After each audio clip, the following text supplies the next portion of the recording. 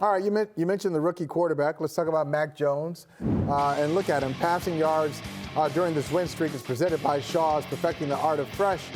Versus the Jets, lit them up at 307, but then at the Chargers, 217.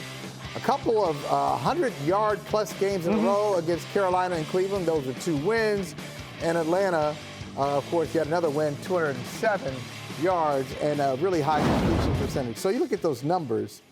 Outside of the Jets game, those are pretty high completion percentage but low yardage. Yeah. And they continue to win that way with, going against the top competition. Absolutely. We all covered the 0-1 Patriots. Those are the numbers that Brady put up in a. Okay. Oh, there it is. It's the same. Just manage it. Hands at 10-2. Get the 3rd and 7. Well, let's try and get it. Tommy, you don't think it's a different league? It is a different league. Michael, I know what you're saying. You've got to be able to put up 40 now and then. Yeah, what if Patrick Mahomes wants to have a night against you? Okay, and so, to answer my question before, what's the last remaining piece of this puzzle? It's a prolific passing game. It's putting up big points in the passing game.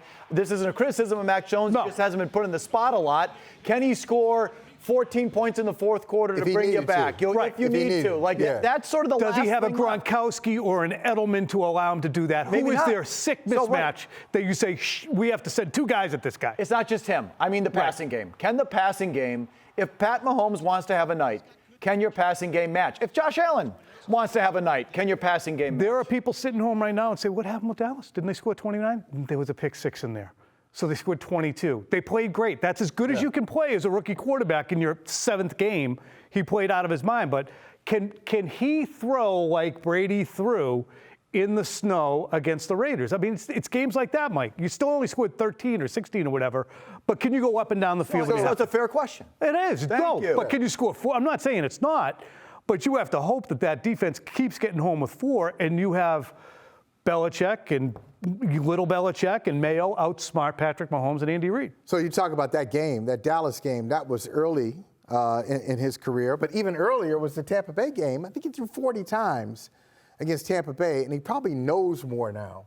So maybe it's not 300 yards, 350, but is he more equipped to get them into a game where it's 35 to 30? Not necessarily that he needs to throw for 325, but is he more equipped to deal in that kind of game? Yeah, I think so. Here's a great question. You know what? Do the Patriots believe that in a gotta-have-it 4th and 3 from their own 47, they have the capability now to do it? Because they didn't believe it, whatever the hell the real stats were, against Dallas. Do they believe they can do it? If you don't think that, then you don't think you can keep up with the good teams. Mike has a good question here. Can they handle the weight of being contenders? Can they handle the weight of being a favorite? They're favored this week against the Titans. They'll be favored at home against the Bills, probably. Now they're going to start to wear this thing where now they're expected. Can they handle it, or are they ready for it? I do think so, because of the institutional knowledge of the Mayos and the McCourtys and the David Andrews. They've got so many guys who won Super Bowls.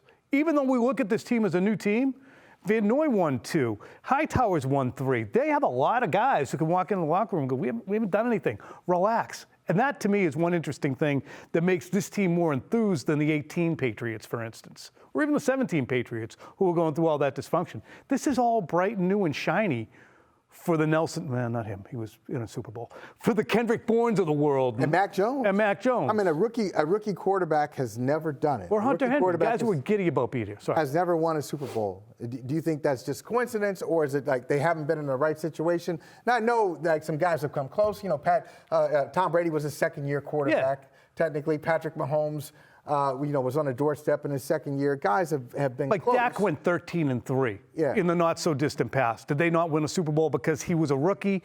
It makes a difference. It does. It has to make a friggin' difference. Okay, so, and this is, I know that all these guys come from big programs, but does Mac Jones' stuff at Alabama give you more confidence that he can do it here? I think it does. I think that does, and I think the fact that he plays a cerebral, same thing we were talking about before.